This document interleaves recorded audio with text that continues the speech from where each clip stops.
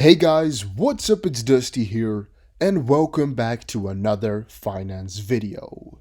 This is the month that stocks broke from reality. In the past 4 weeks, more than 20 million people in America have filed for unemployment insurance.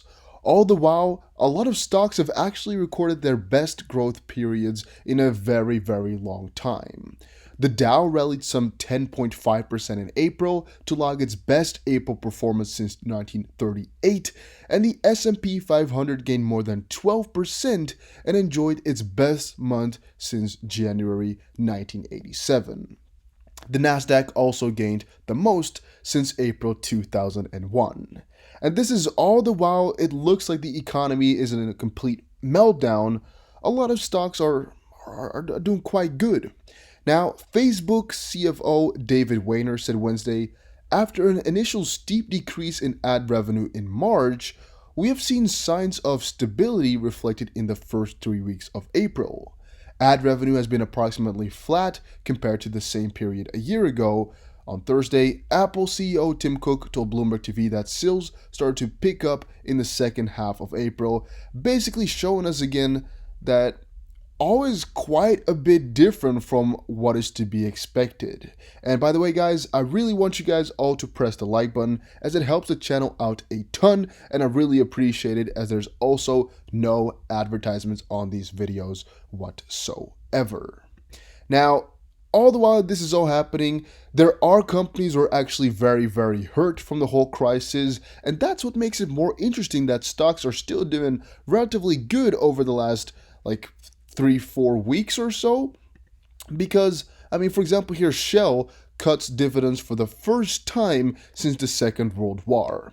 And I remember that there was a very big discussion about whether or not they should be canceling dividends, but now I got news that the oil industry is facing a crisis of uncertainty, and I guess oil is a completely different branch anyway that has been having a couple more problems right now, says Royal Dutch Shell plc Chief Executive Officer Ben van Beurden, to quote, maybe even uncertainty about the viability of some of our assets, he said in an exclusive interview on the Bloomberg Markets European Open.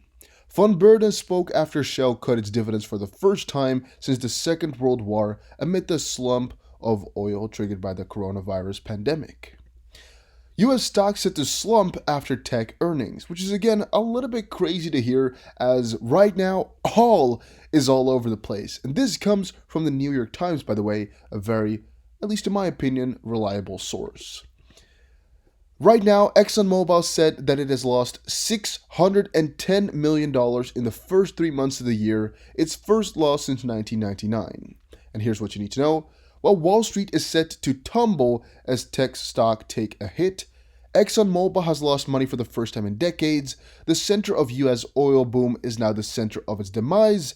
Shipping containers stack up around the world as supply chains fill to the point of bursting, and a Walmart store in Massachusetts is ordered to close until its workers are tested. Now, earlier today, I actually read a couple of articles talking about a lot of these online stores, like for example, eBay, and all those stores might be down a little bit in revenue, like 1 or 2%. In general, they're doing quite good and being quite stable. Now, earlier today, I also read a couple of articles kind of showing why stocks might not be going down this far anymore. However, we're still down pretty far from a couple of months ago. We're actually about at the point we were at 1 year ago. I believe we're actually 1 or 2% above that right now.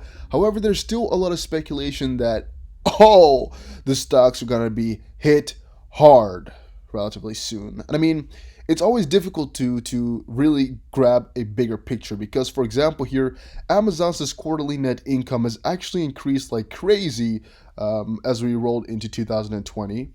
However, U.S. stock futures fell on Friday as investors reeled from earnings reports by Apple and Amazon that showed the depth of the CV impact on big business.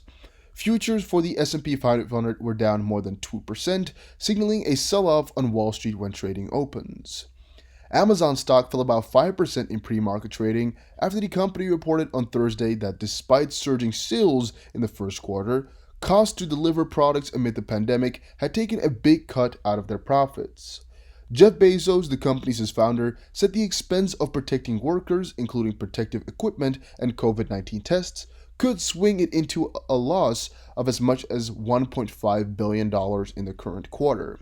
And I think that's one of the things that we do not see straight up, which is causing a lot more problems than might meet the eye. Because even though the quarterly net income of 2020 might look amazing, or all the profit might look ridiculous, in the end, a lot of cuts are going to be made. A lot more money has got to be spent right now because everything is getting more expensive. Apple stock also fell after it refused on Thursday to give any estimates for the current quarter. But the tech giant signaled confidence by announcing another big stock buyback and said that its first quarter revenue rose nearly 1% to $58.3 billion, despite lockdowns in China, where it assembles nearly all of its products. The emergence of investor doubt could signal a turn for the markets, which have risen despite the steady drumbeat of negative news, and even with the retreat on Thursday, Wall Street closed out the month of April with nearly 13% gain, its best performance since 1987. While most financial capitals in Asia and Europe were closed on Friday for the celebration of Labor Day, the few that were open significantly in London open fell significantly. In London, the FTSE was down nearly 2%. I mean, it's Friday right now. It's Workers' Day, right? Or Labor Day. So you can see a lot is not doing too good. I guess crude oil is having a little bit of a rush, heating oil as well. But if we move further, while markets in Australia and Japan were sharply lower, on holidays, markets can be susceptible to big swings because of relatively few transactions being made. In oil markets, West Texas Intermediate, the U.S. benchmark, gave up gains from earlier in the day and was 2% lower at $18.47 a barrel. The international benchmark, Brent crude, was 2.6% higher at $26. A couple of more things in there, but I think the one most important thing, because Exxon going down is something that's going around the world right now in big heaps. Banks are losing a lot of members. These mobile companies and all the internet companies, those types of things, are losing a lot of customers and a lot of money as well. I think a part of it is because things are getting a lot more expensive. A big part has to most likely do with oil, and another part has to do with people's uncertainty, where they don't want to be stuck to big subscriptions whenever they don't really need it, or things like that.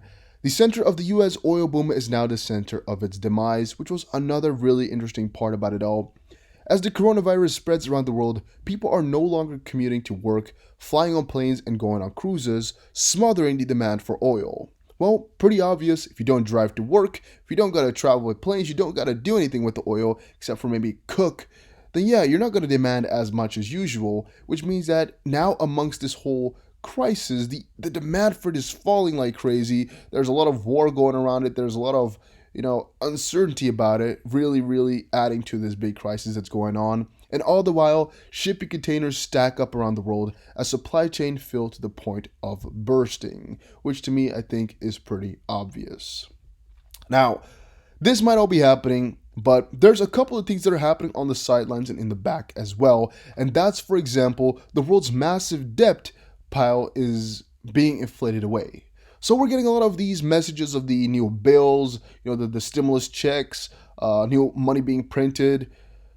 But at least some analysts and some guys believe that the huge pile of government and corporate debt is likely to be dealt with by a combination of high taxes, financial repression, and inflation. Public debt hasn't been this high since the end of World War II, and they got to do something about it eventually. Well, government debt is soaring to levels not seen since the rubble and smoke of 1945, says The Economist. And as the economy falls into ruins, the IMF forecast that deficits in advanced economies will run at an average of 11% of GDP this year, and that will propel the total stock of public debt in rich countries to an average of 112% of GDP by the year's end, with US debt set to break wartime records and Italian public debt likely to hit 155% of GDP. So I'm really wondering what exactly going to be doing against this. Global balance sheets are ill prepared for this recession, which is pretty damn solid and obvious.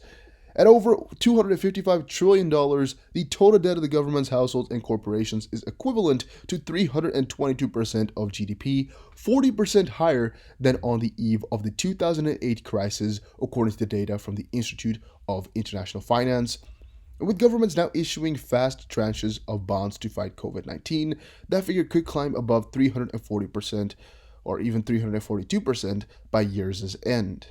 It's not only state borrowing, says Jefferson Frank for theconversation.com.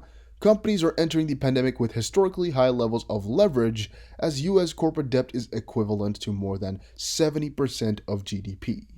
Credit rating agencies Fitch forecasts a doubling in defaults this year on U.S. leveraged loans to 5 or 6%. For retail and energy companies, the default rate could approach even 20%. To me, this is completely crazy, and I'm wondering whether or not they're really going to be inflating everything to make it all less of a problem and hurt people more in the end, or really what's going to be happening. Personally, don't know quite yet, but I'm really quite interested to see what's going to be coming from all of that. CME Group secures $7 billion credit facility to protect against a clearing member default. Just wanted to quickly, briefly mention that CME Group disclosed Thursday that it agreed to an amendment that gives the commodity exchange company a $7 billion multi-currency credit facility. The company said the 364-day amended facility is intended to provide liquidity in the event of a clearing member default, a liquidity constraint or depository default, or in the event of a delay in the payment system utilized by CME. Stock fell 2.8% in the afternoon trading, and it has dropped 19.4% over the past 3 months, which is pretty damn interesting to see as well. All the while, crypto is doing pretty damn good. I mean, you can actually see it, I believe, right here on the top. You can see how crypto is doing, or at least somewhere on this website you normally see it all the time. However, now everything is loading a little bit. But yeah, crypto is actually doing pretty damn juicy at this point. And it's pretty interesting to see that you would have expected crypto to do good and stocks to do bad, or the other way around, or like at least doing something kind of strange, right? Something that was predicted. But right now, Bitcoin is doing good while stocks were doing bad. After Bitcoin was doing bad while stocks were doing bad.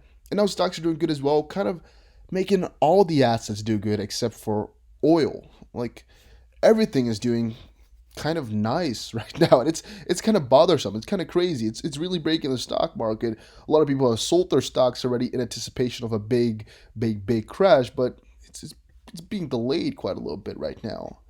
And an incredible 250,000 Brits quit their bank accounts. Where they're going instead is like online things, online banking, digital assets, cryptos and whatnot. They're all leaving their normal banks, traditional banks, as it's not really that desired anymore. I just noticed right now. Alright guys, hopefully you learned something new in this quick finance episode.